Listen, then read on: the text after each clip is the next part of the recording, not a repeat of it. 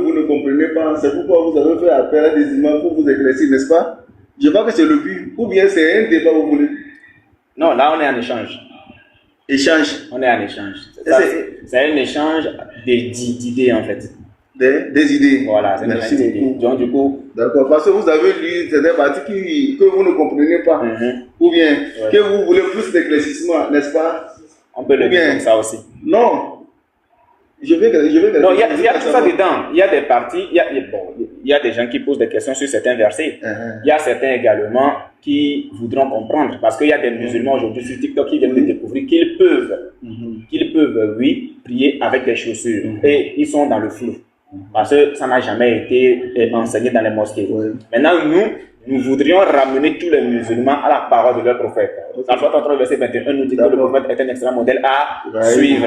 Donc nous voudrions que les imams, les cheikhs, les oustas, tous puissent au moins enseigner ce que le prophète a dit, ce que le prophète a fait, et de sortir de la bida, qui est une innovation, et nous ne sommes pas d'accord avec les innovations.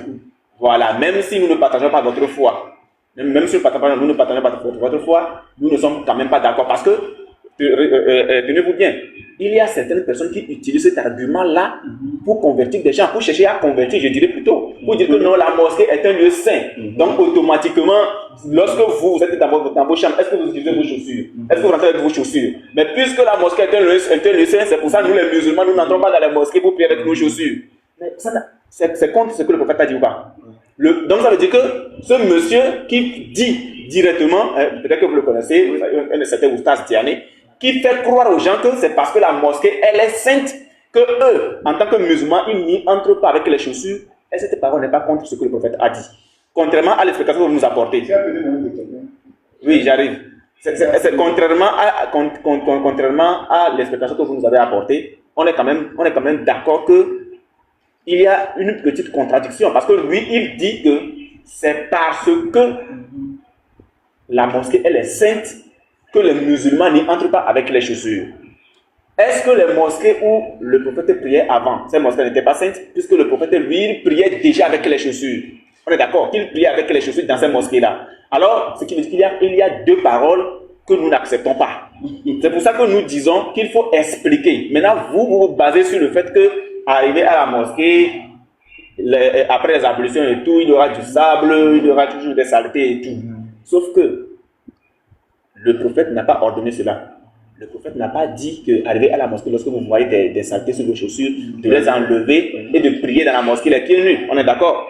Voilà. Donc, nous là, ce que nous voudrions, c'est de revenir à la parole de votre prophète et de laisser de côté la bida. Parce que la bida ici en question, c'est une innovation qui est d'actualité. Merci beaucoup. Et ce que, jusqu'à présent, je vois que ce que j'ai eu à expliquer. Nous avons expliqué, nous avons compris. Non, vous n'avez rien compris. Nous avons compris. En fait, je récapitule pour être sûr. Je récapitule. Je vais récapituler pour vous comprendre que nous avons compris.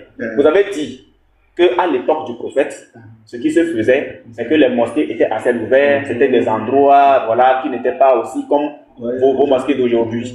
Et que vous avez plutôt jugé bon de faire en sorte qu'il y ait de la pureté dans la mosquée et de ne pas y entrer avec les chaussures. Voilà, je récapitule, pas mot pour mot, mais ce que moi j'ai compris de ce que vous avez dit.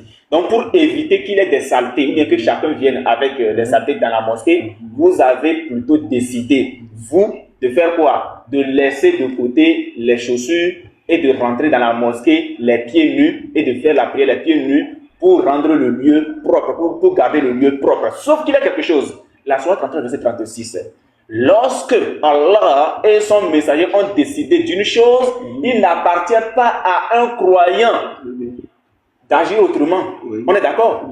D'avoir encore le choix de faire autrement. Maintenant, voilà que le prophète lui dit, priez avec les chaussures. Mais vous avez choisi autrement. Vous décidez autrement. Vous voulez autre chose. C'est ce que je dis. Vous allez parler. Okay. En fait, si je comprends bien, dans son argumentaire, il a fait comprendre que c'est pour garder la propriété propre. Voilà. Donc ça vient de vous. Voilà. Ça vient de vous. Parce que lorsque on lit la sunna du prophète, le prophète il dit prier avec. Mais si c'est sale, nettoyer. Voilà. Mais priez avec. C'est bon. Nettoyez et priez avec. D'accord, c'est bon. Maintenant, qui dit ne pas prier avec? Parce que si vous décidez par vos passions, d'accord, autre chose que la sunna du prophète, là vous êtes allé contre Allah et son messager. Maintenant, nous, ce que l'on veut savoir, quelles que soient vos explications, qui est-ce qui a dit de prier sans chaussures alors que Mohammed dit si ta chaussure est sale, nettoie, prie avec? C'est ça la question. Est-ce que ça vient de vous? Merci beaucoup. Ça vient de vous ou ça vient du prophète? Bon, je vais vous rafraîchir la mémoire. Voilà. Parce que je vois que ce que je lui ai expliqué, vous n'avez rien compris. Alors revenons dans le Coran, Sourate 15, verset 9. Le Coran, Sourate 15, verset 9. Sourate 15, verset 9. Vous avez bien lu la partie là où ça c'est bon, non? Oui. C'est bon, ok. Ça parle de quoi déjà? La propriété, n'est-ce pas? La propriété, bien sûr. Ok, d'accord. Sauf que ça ne parle pas des chaussures. Merci beaucoup. Voilà. Maintenant, revenons. En vérité, c'est nous qui avons fait descendre le Coran et c'est nous qui en sommes gardiens. Merci beaucoup. Maintenant, est-ce que c'est bon? C'est propre. Ça c'est un défi. Ça, c'est un défi pour témoigner que depuis la période de prophète, jusqu'à aujourd'hui, jusqu'au jour de rétribution, rien ne va modifier dans le Coran. Ça, c'est un. Passons, Sourate 9, verset 32, 33. 9. Ouais. Sourate 9, verset 32, 33. Sourate 9, verset 32, 33. Ils veulent éteindre avec leur bouche la lumière d'Allah, alors qu'Allah ne veut que parachever sa lumière. Quelque répulsion qu'en aient les mécréants. C'est lui qui a envoyé son messager avec la bonne direction et la religion de la vérité, afin qu'elle triomphe sur toute autre religion. Quelle répulsion qu'en aient les associateurs. Vous avez compris? Ou bien j'explique? Allez-y. Ou bien c'est bon? On a compris. Vous avez compris, non? Voilà. Regardons Sourate 61, verset 8-9. Ok. La Sourate 61. 8 à 9. Oui, si tu peux aller rapidement avec nous.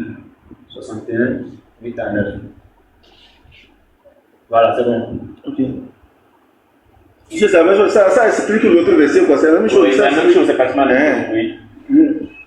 Ils veulent éteindre de leur bouche la lumière d'Allah, alors qu'Allah parachèvera sa lumière en dépit de la version des mécréants. Verset 9, c'est lui qui a envoyé son messager avec la guidée et la religion de vérité pour la placer au-dessus de toute autre religion en dépit de la version de l'associateur. Ok, merci beaucoup. C'est bon? C'est bon. Est-ce que vous savez pourquoi je vous ai ramené sur ces versets? C'est juste pour vous dire, tout ce que nous faisons, c'est avec la protection d'Allah. Il est d'accord et il sera d'accord. Le prophète sallallahu alayhi wa sallam nous a dit dans un hadith où j'ai cherché des références en vain. Je n'ai pas trouvé de références en français. Puisque les applications que vous m'avez l'autre fois, il y a certains hadiths. Bon, ils ont sélectionné seulement des hadiths, mais ce n'était pas fini. Oui, c'est la correction des hadiths. Il y a pas c'était la correction, c'était pas fini. Donc j'ai cherché des références comme ça. Non, vous pouvez nous donner les références. Bon, c'est par rapport à l'explication que vous avez donnée, vous qui avez parlé tous, est-ce que vous pouvez tisser le lien entre la question posée et ne vous précipitez pas. Ne vous précipitez pas. Je vous ai amené les versets. Je sais pourquoi je vous ai amené. Laissez-moi vous expliquer. Ou bien, je vous explique pourquoi je vous ai amené ça. Il a dit quoi? Ils veulent éteindre de leur bouche la lumière d'Allah. Alors Allah parachèvera sa lumière en dépit de la version des mécréants. Ce qui veut dire que tout ce que nous sommes en train de faire, c'est Allah subhanahu wa ta'ala qui protège sa religion et nous ne pouvons pas amener ce qui n'est pas d'accord. Et professeur, je viens. Le prophète Mohammed sallallahu alayhi wa sallam dit dans un hadith que ma communauté ne peut pas s'unir pour pécher. C'est bon? Ma communauté ne peut pas s'unir pour pécher. Alors, si les Togolais sont en train de faire bidia, au Ghana, ils sont en train de faire bidia, les Burkinabés, les Soudanais, donc le monde entier est en train de faire bidia, est-ce que vous êtes d'accord que c'est bidia? Donc revenons dans la hadith. Hadith là. Je viens. Hadith. Revenons dans la 10. Est-ce qu'il y a un hadith dans lequel le prophète a dit que vous devez prier avec les chaussures? Ou bien si lorsque l'un de vous arrive avec ses chaussures, vous devez les essuyer. Parce que quand le prophète, il y a certaines chaussures qui n'amènent pas les chaussures. Alors que il n'en même pas. Donc la chaussure ne sont pas prioritaires ici. Je sais les chaussures. Il y a quelque chose. Il y a quelque chose. Là, je comprends. Jusque-là, il n'y a pas de problème. En fait, ce que nous devrions comprendre, c'est que selon le hadith en question, il y a des cas de